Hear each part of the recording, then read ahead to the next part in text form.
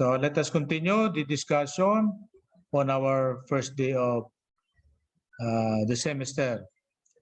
So I will share the criteria, as I mentioned, the criteria for grading.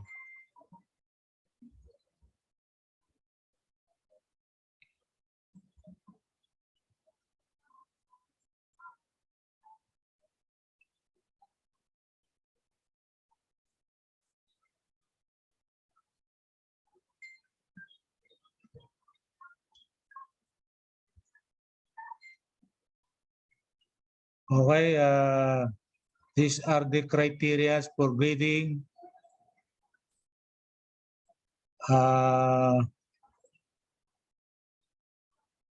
So course, attendance, quizzes, activities, okay? What else? Project, major exam, then you will get your midterm grade. Similarly, the same is true with the final period. So we have what? Midterm and final period. So we have two periods in one semester.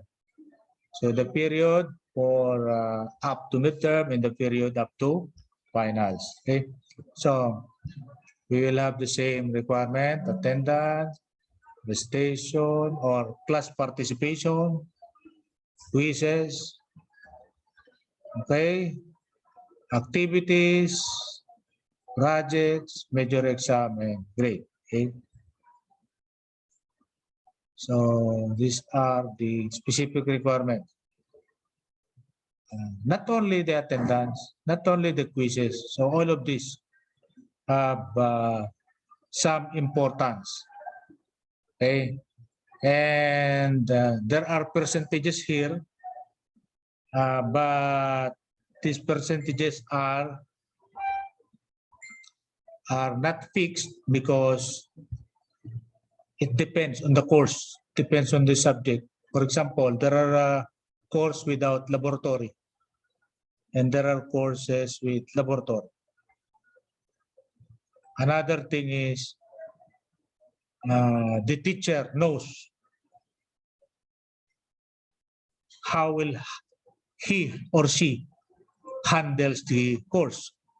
There is a specific way each and every teacher will handle something. For example, there are no two individual carpenters who will do the same project exactly the same. There are no such thing. Okay, carpenter 1 and carpenter 2 will always have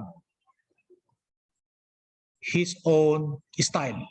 Okay, so that would reflect also on teachers. Okay, and that is a teacher's right, and that is called academic freedom.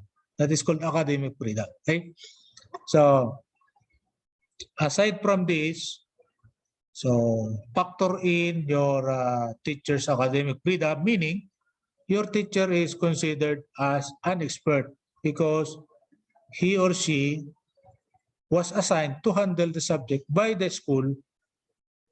Okay, is given the authority.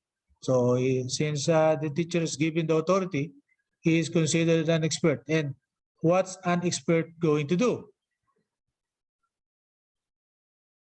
It is similar to a judge, okay? Similar to a judge, okay?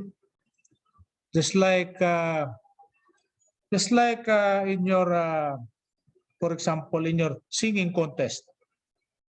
Just like, for example, in your beauty contest, okay? The judge will always use particular criteria given by the competition. There is a specific criteria, like I have shown you, that is a specific criteria, but each and every judges will ultimately have his or her own way of evaluating. Okay? How would he like to evaluate? Okay? Okay? Something. Even in sports, there are judges in sports. For example, in boxing, sometimes you will not agree. But anyway, they are the judges. Okay? In the same way, you may not agree with your teacher, but they are the ultimate judge in evaluating your performance. Okay? Is that clear? Any question about that? Any question? So, that is the one specific difference of high school and college. Okay? Okay? That is one specific difference of high school and college. Okay? In college, you are going to be evaluated on your performance. You have to do your best. Okay? In high school, maybe your teacher are going to your home and helping you doing your homework and helping you other tasks in order for you to pass the subject. It is not possible in real college or university life, no? Particularly in our country and in the whole world. No? In the whole world. This video is so transparent, everybody in the whole world will see this video and will react to this video. Okay? And in the whole world. For example, I studied in Japan. So it's the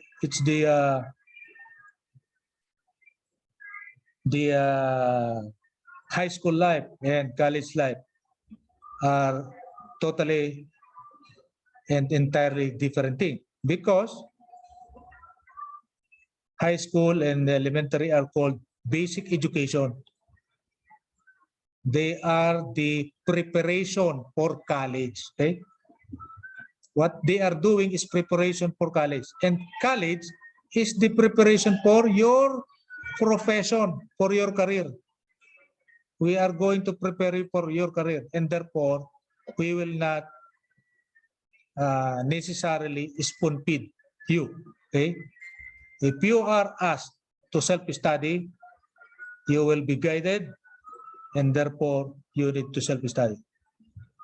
I am not doing that, but there are teachers that are doing that.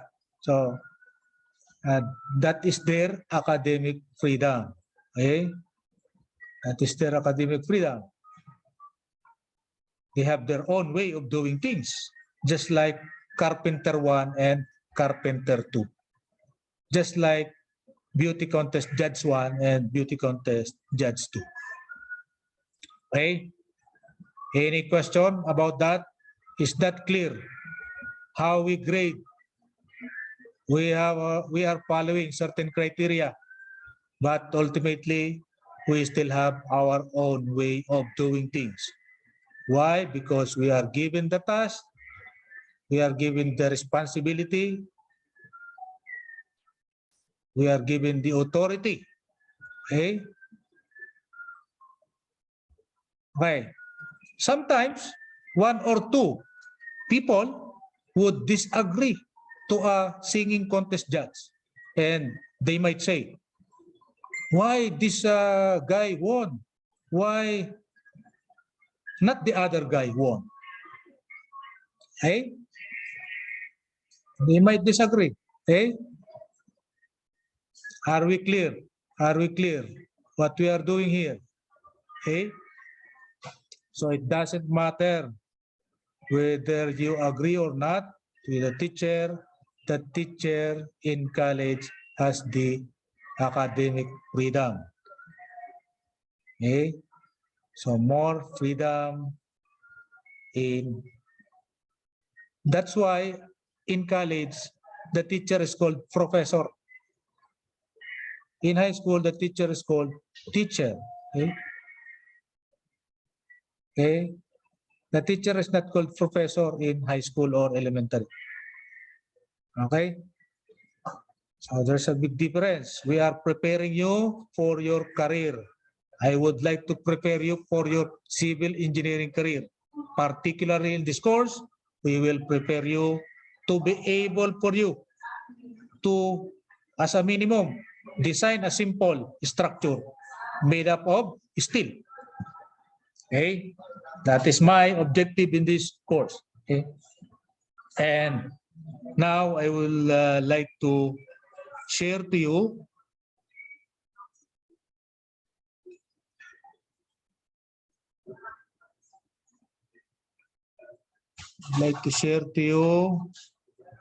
our where's that?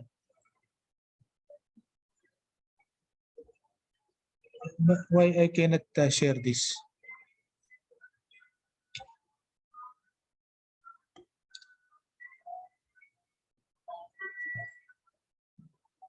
Any question while I am looking for our document?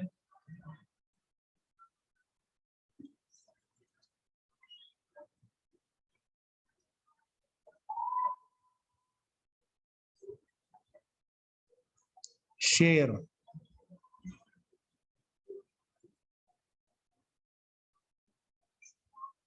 I am not here. Okay. So in this course, we will use any textbook about structural steel design. Okay. So steel design. Any textbook with title steel design, structural steel design, principle of steel design, or just steel design, any author will do. Okay, that is a requirement. You have to get hold of a textbook. Okay, and that is a requirement. Either PDF or printed copy. You have now have to be serious about this because we are preparing you for your career. Okay, okay, for your what is a career? After college, you will get your job. Okay, we are preparing you for that job. Okay, so you have to be serious about this. That's why you need to have a textbook, steel design, and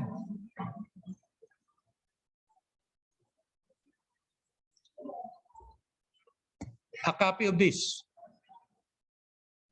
Okay, a copy of this and a textbook. So that is the minimum requirement. You need more than that, but that is my minimum requirement. You need a copy of this. I don't care if you have your printed copy or your PDF copy. So you need a copy of this, and this is a code, okay? National Structural Code of the Philippines, or NSCP for short. NSCP 2015. When we are talking of code, we always, take note, we always append. We want to know the year, okay? Because we want to know the latest, no? We want to use the latest. And for example, in 10 years, in year 2025, this is 10 years old, and therefore it might not be used at that time, no? It may have been updated several times, okay, in 10 years, okay? Actually, in the United States, they are updating the codes, their code in the US every 3 years. They are updating their codes every 3 years. So in our country, that is not the case. From time to time, we are updating our code. Okay, so maybe 5 years, maybe 10 years, maybe 15 years. So we don't know. So why this is important? This is not important in other course. It is important in our course, in your career as civil engineer. Okay, it involves what? It includes several things inside. Oh? So not only steel design, I will show you. Okay, National Structural Code of the Philippines, Volume 1. This is just a Volume 1. Volume 2 is for another topic. No? Volume 1 is about what? Buildings, towers, and other vertical structure, meaning high-rise. Okay? Vertical, going up. Horizontal structure, meaning flyover, meaning bridge. Those are horizontal. So we are not talking of horizontal here. We are talking of building, towers, and vertical structure. So those structures that are going up. No? Okay? So that is volume 1. Okay.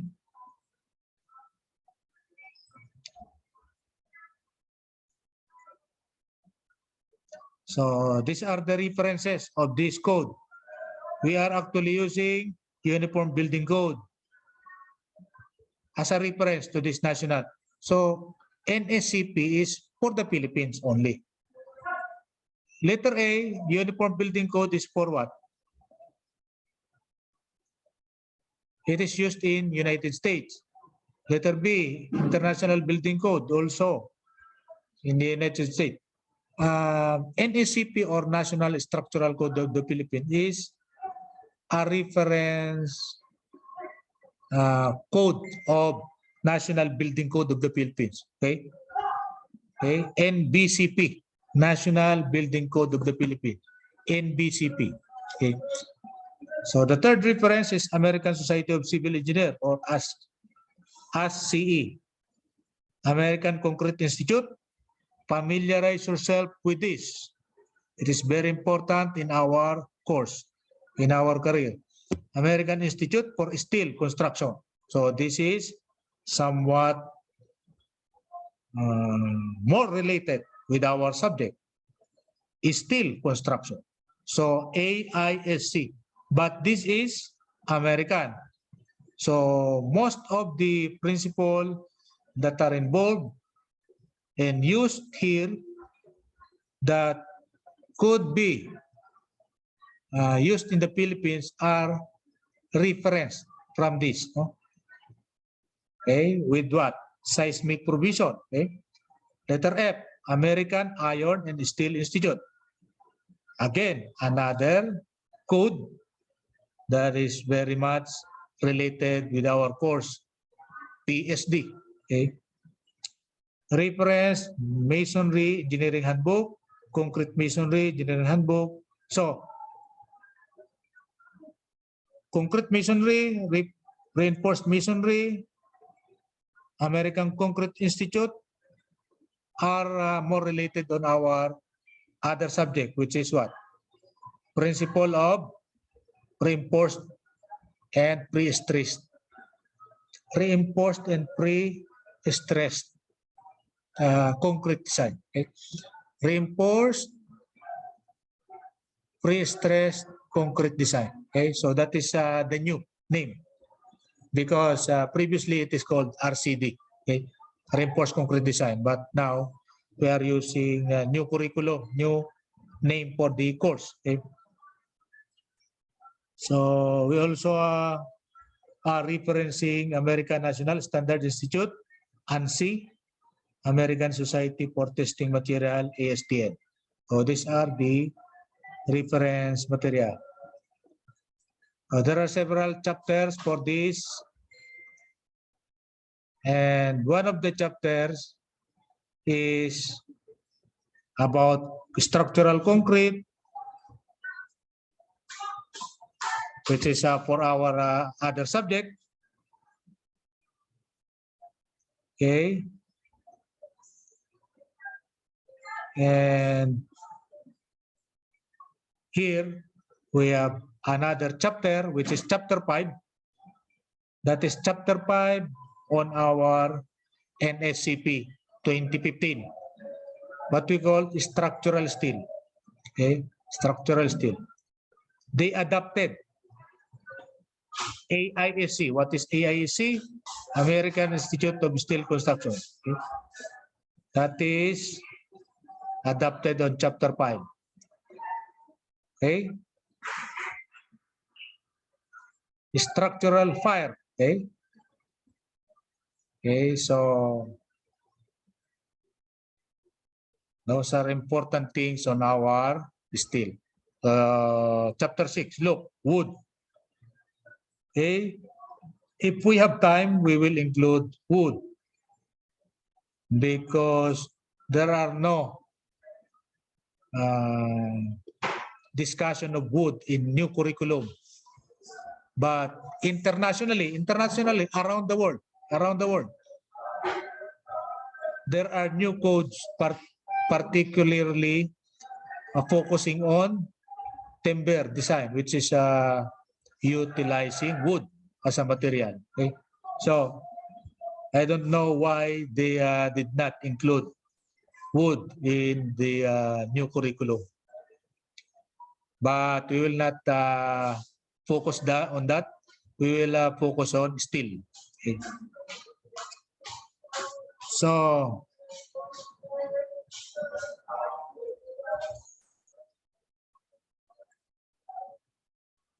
let me share to you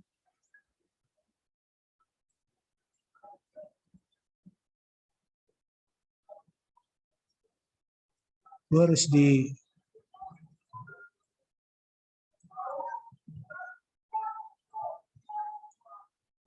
I will share to you the topics that we would like to discuss in this course. Okay. What are the topics? Here. So this is what? This is the policies in standards and guidelines for Bachelor of Science in Civil Engineering. This is the latest. This is the rules and regulation for civil engineering. All items are here. These are minimum requirements. Minimum, meaning to say the school or even the teacher can add, but we cannot subtract. Okay? We cannot eliminate any of the items here, but we can add. Okay? Just like what I've said, I can add some topics, okay?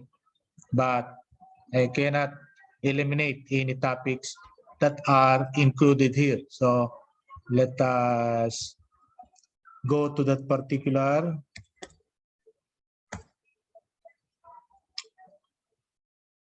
let's look for the subject. Principle of steel design. So this is our subject. Principles of steel design. Okay.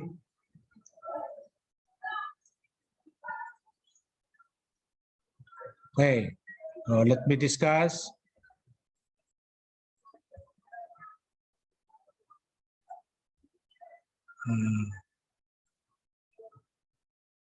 What would be expected of this course? So this course is a professional course common to all civil engineering students, designed to provide fundamental concepts, principles, theories, and in the structural strength analysis and design of steel elements in a structure. Okay. So we'll be doing this. So I think this is 3. Okay, 3 lecture units. Okay. 3 lecture units and 1. What is this? It is a total of 5 hours. Unit. This is unit, not hours. Okay. 3 hours lecture and 2 hours lab. Okay. So what are the prerequisites? You need to know the minimum knowledge required in mechanics of deformable bodies. Okay? You need to study mechanics of deformable bodies, or your teacher says strength of material. Okay? This is the new title of the subject, strength of material. Also, you need to know structural theory. Okay. If you are in this section, if you are my student and you still have to take this, you have to report to the registrar and probably drop the subject. If you don't have this prerequisite, you have to drop the subject. You need to have a minimum knowledge of these two, structural theory and mechanics of deformable bodies. Okay, I will call some names. Gweb. Yes, sir. Who is your professor in mechanics of deformable bodies?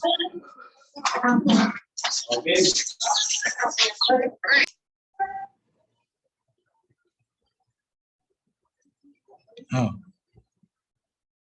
Okay, you don't know? Sister Reneta po. Okay. So, are you a mechanical engineering? Civil po. Okay, I will call the next one. Vergara. Vergara, who is your professor in structural theory?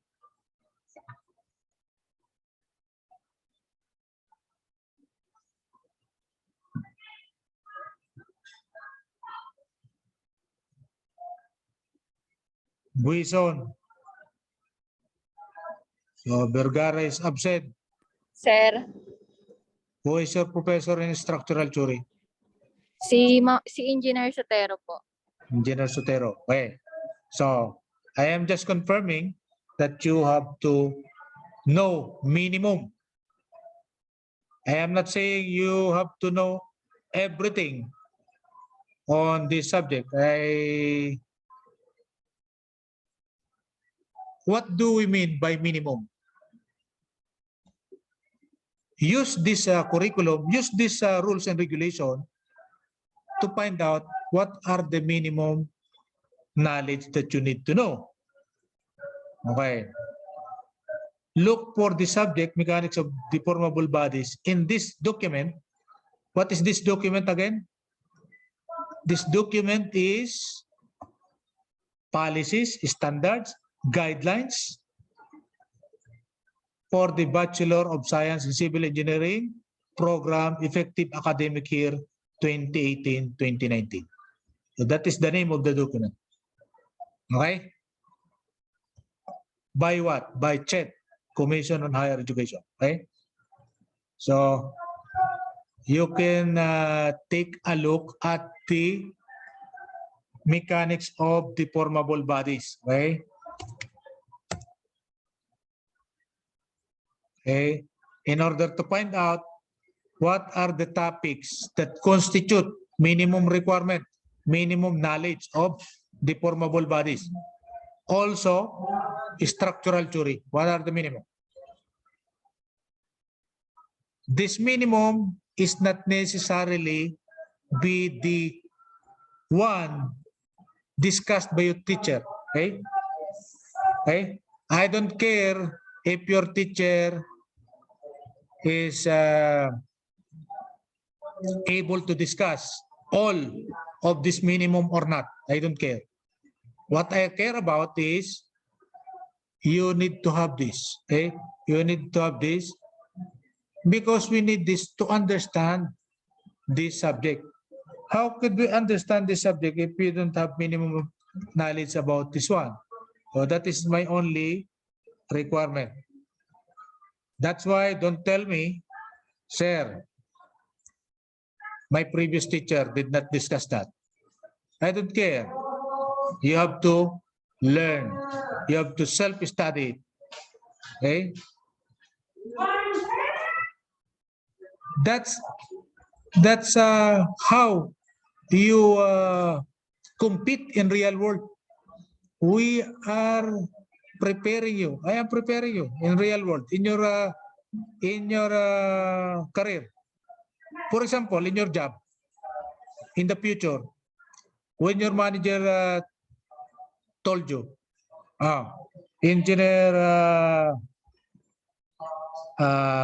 Buison, please design the steel structure for this. Do you think it is okay to answer back by saying, sir, our teacher did not discuss that in our school? Do you think it is okay? So what will you do? You have to study it by yourself. That is the real world. We are preparing you to the reality of life. Okay? That is very different from your high school. Okay? That is very different. Okay? Take note. Take note of the difference. Okay, that's why you need to be responsible enough. Okay? So next item are what? Course outline of this subject, starting with the objective. Our objective in this course, therefore, understand the stress-strain characteristic of steel in both elastic and plastic stages. Take note. There are two characteristics of steel, elastic and plastic. Okay?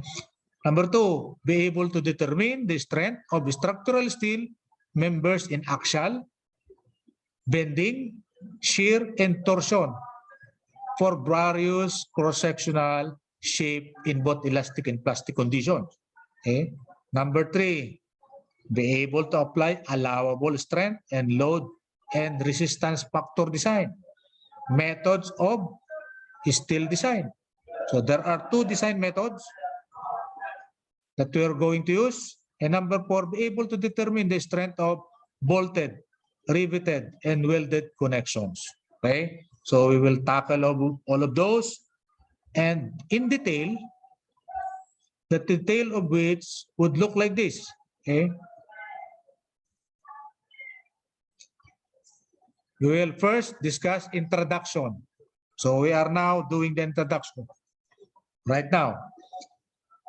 Introduction, and then followed by familiarization of various structural shapes. And number three, analysis and design for axial tension. Okay. And then number four, analysis and design for axial compression. Number five, analysis and design of members for bending. Number six, shear strength of structural members. Okay. Number seven, combined axial and flexural loading. And lastly, number eight, connections. There are several connections. So these are the minimum. I may add one or two topics. Okay, but I cannot take out any topic from this. These are the minimum. And as a teacher, I am doing this. I will do this. Okay. So expect this. So what I've told you, this is our required code, NSCP. Number two, look at number two, NSCP 2015. This is NSCP 2015. This is printed 2016. So the printing date is in 2016, but the code is NSCP 2015. Okay. And again, textbook, applied structural steel design. Just like what I've told you, any textbook, okay, with the title structural steel design, and so on. Okay. I am actually using McCormack because I like McCormack style. Okay. And we will use McCormack in, I am using McCormack in steel design. I am using McCormack in reinforced concrete design. Okay. And as an addition, look at number 1, AISC, American Institute of Steel Construction. So this is your assignment. Please look for this document and be prepared for next meeting. Okay. Okay. Please look for them. It is our requirement. But that's all about our subject.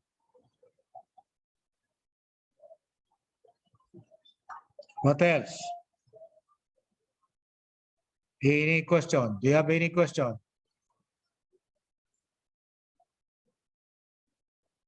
None? Therefore, once again, this is Dr. EYPEI, Preaching Engineering for Nation Building.